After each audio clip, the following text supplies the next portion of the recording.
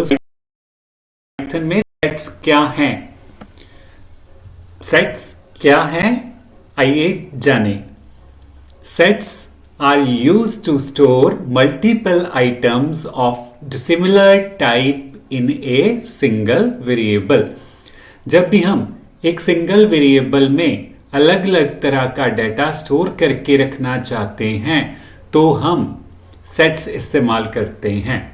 Sets में हम एक एक करके अलग अलग वैल्यूज भी रख सकते हैं अलग तरह की, या फिर हम ग्रुप में भी वैल्यूज रख सकते हैं। जैसे कि आप देख रहे हो यहां पे हमने बी सेट लिया हुआ है और बी सेट में हमने 3 वैल्यूज दी हैं, राघव, 7 और 9900.80। तो जब भी सेट की वैल्यूज आपको लिखनी है तो वो आप कर्ली ब्रैकेट में लिखोगे या फिर सेट फंक्शन के बीच में लिखोगे। तो 2 वेज हमने लिए हुए हैं यहां पे। सबसे पहले बी सेट जो है वो कर्ली सेट वाले वे से बनाया हुआ है। तो बी सेट आपने देखा कि कैसे क्रिएट हुआ है। इसमें हर एक वैल्यू आपको कॉमा डाल के लिखनी है।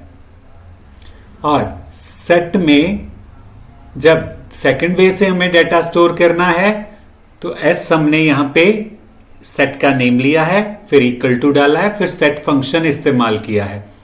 सेट फंक्शन की राउंड ब्रैकेट के बीच में आपको एक और राउंड ब्रैकेट स्टार्ट करनी है और फिर ग्रुप ऑफ वैल्यूज लिख देनी है।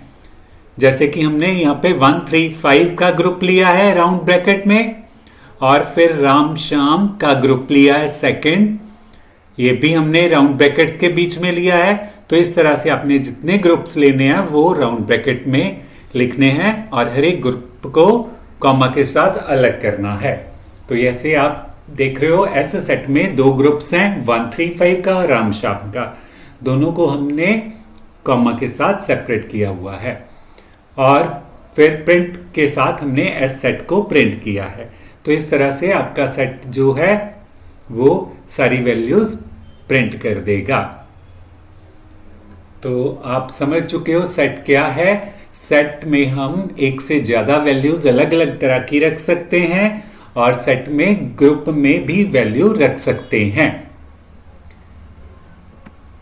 और एम्प्टी सेट कैसे क्रिएट करना है? Empty set is enclosed with in round brackets. Empty set हमेशा हमें सेट फंक्शन के साथ क्रिएट करना है और इसकी ब्रैकेट को खाली रखना है, एम्प्टी रखना है।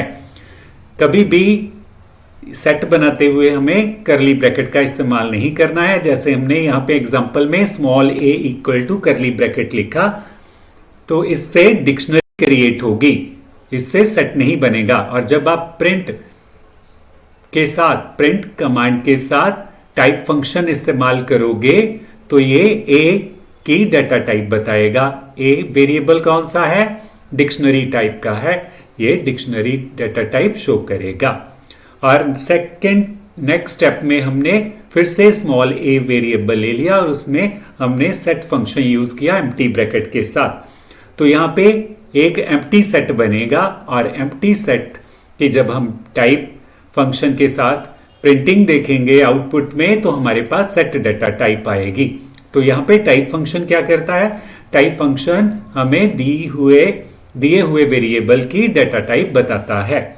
टाइप फंक्शन की राउंड ब्रैकेट्स में जो आप वेरिएबल लिखोगे उस वेरिएबल की डाटा टाइप आपके सामने प्रिंट होके आएगी। तो आपने सीखा इस स्लाइड पे कि कैसे सेट फंक्शन के साथ हमने एम्प्टी सेट क्रिएट करना है।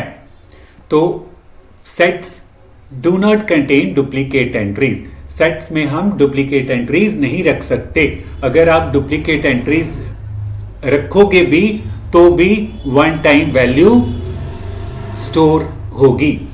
तो यहां पे ए में हमने 10 को 4 टाइम्स लिया है। तो जब हमने ए सेट को प्रिंट किया तो यहां पे 10 वैल्यू ही सेट में आएगी, ओनली 1 10 वैल्यू। और इस तरह से सेट्स में हम और क्या क्या रख सकते हैं हमने सीखा। सेट्स में हम नंबर्स के ग्रुप, स्ट्रिंग्स के ग्रुप और टप्पल के ग्रुप भी रख सकते हैं। और सेट्स में हम लिस्ट की कलेक्शन नहीं रख सकते, लिस्ट्स के ग्रुप नहीं रख सकते। सेट्स आर इम्यूटेबल, सेट्स में जो वैल्यूज हैं वो हम चेंज नहीं कर सकते, बट सेट्स में ऐड कर सकते हैं और सेट में से रिमूव भी वैल्यू कर सकते हैं। You can not change an element of A set, but you can add और रिमूव एन एलिमेंट। तो इस तरह से आपने सीखा कि सेट्स में हम क्या कर सकते हैं और क्या नहीं कर सकते। तो सेट्स के बारे में और जानते हैं। ऐसा होता है जब भी हम सेट में एक एलिमेंट स्टोर करते हैं तो उसकी एक हैश वैल्यू कैलकुलेट की जाती है। हैश वैल्यू से हमें यह पता चलता है कि वैल्यू कहां स्टोर हुई है सेट में। तो सेट में कहां पे वैल्यू स्टोर हुई है ये पता लगाने के लिए हैश वैल्यू कैलकुलेट की जाती है। तो हैश वैल्यू एक ऐसी वैल्यू है जिससे सेट का कोई भी एलिमेंट असेस किया जा सकता है एक ही जितने समय में। किसी भी वैल्यू को असेस होने में अलग अलग टाइम नहीं लगेगा। अगर हम सेट की पहली वैल्यू लेंगे तो भी हमें वो उतने ही टाइम में मिलेगी जितने टाइम में हमें सेट की लास्ट वैल्यू मिलेगी। तो ये कैसे पॉसिबल है? हैश वैल्यू के साथ। तो हैश की जो टॉपिक पे हमारी डिस्कशन है हैश फंक्शन पे, वो भी आप जरूर देखें ताकि आपको हैश फंक्शन अच्छे से क्लियर हो और इसका इस्तेमाल प्रॉपर आपको पता चल पाए। तो हमने यहां पे सीखा कि सेट में वैल्यू स्टोर करने के लिए हैश वैल्यू का इस्तेमाल होता है। हैश वैल्यू कैलकुलेट की जाती हैं। हैश वैल्यू जो है वो जब भी हम हैश वैल्यू के साथ कोई वैल्यू असेस करेंगे तो वो एक ही जितने समय में हमें मिलेगी और जो सेट में वैल्यू है वो कहीं पे भी रखी जा सकती है और जहां पे भी आप सेट की वैल्यू रख दो वहीं से हमें वैल्यू असेस हो जाएगी सेम हैश वैल्यू के साथ। ऐसा नहीं है कि हमने अगर हैश सेट में वैल्यू पहले नंबर पे रखी है तो उसकी हैश वैल्यू अलग होगी और उसी वैल्यू को अगर हम लास्ट में रख दें तो उसकी हैश वैल्यू अलग होगी। ऐसा नहीं है, एक से ज्यादा सेम वैल्यू तो हम रख ही नहीं सकते, बट एक वैल्यू सेट में कहीं पे भी रख सकते हैं। तो आगे सीखते हैं सेट की वैल्यू को कैसे असेस करना है। फॉर लूप के साथ हम असेस कर सकते हैं सेट की वैल्यू को, इंडेक्स के वे से नहीं। जैसे कि स्ट्रिंग में आपने देखा कि हर एक वैल्यू को नंबरिंग दी जाती है जिसे कि इंडेक्स कहते हैं। इंडेक्स 0 से स्टार्ट होता है बट सेट में इंडेक्स नहीं होता और सेट में जब भी वैल्यू हमें असेस करनी है तो वो हम फॉर लूप के साथ असेस करेंगे। फॉर, फिर लूप का वेरिएबल, फिर n, फिर सेट का नेम और कॉलन और फिर नेक्स्ट लाइन पे जो अपने सेट के साथ फंक्शनिंग करनी है यहाँ पे हम प्रिंट कर रहे हैं। तो k में एक एक वैल्यू आती जाएगी। k क्या है? लूप का वेरिएबल है। k लूप का वेरिएबल है और इस वेरिएबल में एक एक वैल्यू सेट में से आती जाएगी और प्रिंट होती जाएगी।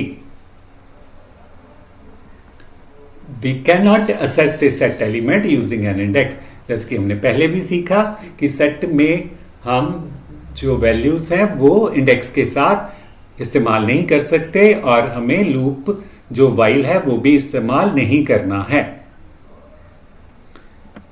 और आज के सेशन में इतना ही, मिलेंगे नेक्स्ट सेशन में नेक्स्ट टॉपिक के साथ। Till then have a nice time and keep on watching our channel and please subscribe our channel. Thank you. Bye bye. Have a nice time.